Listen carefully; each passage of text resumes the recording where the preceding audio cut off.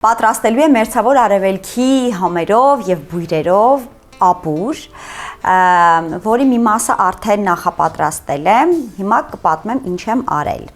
Եվ այսպիսով եփել եմ արգանակը, հավով արգանակ, որի մեջ եղել է կոճապղպեղ, դարչին, գազար, սոխը իդեպ կարմիրն եմ ընտրել եւ հենց կեղևով եմ եփել, որ գույնը ավելի հարուստ լինի եւ պատրաստել եմ բրինձ։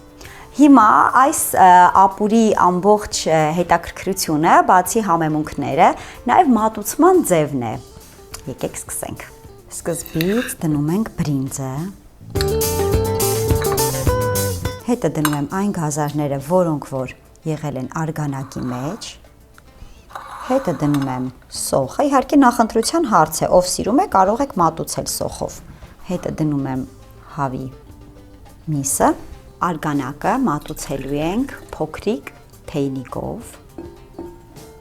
Առաջարկում եմ այս գործողությունը իհարկե անել սեղանի շուրջ հենց հյուրերի ներկայությամբ։ Մատուցում ենք այսպես, հետո մոտենում ենք եւ ավելացնում ենք արգանակը։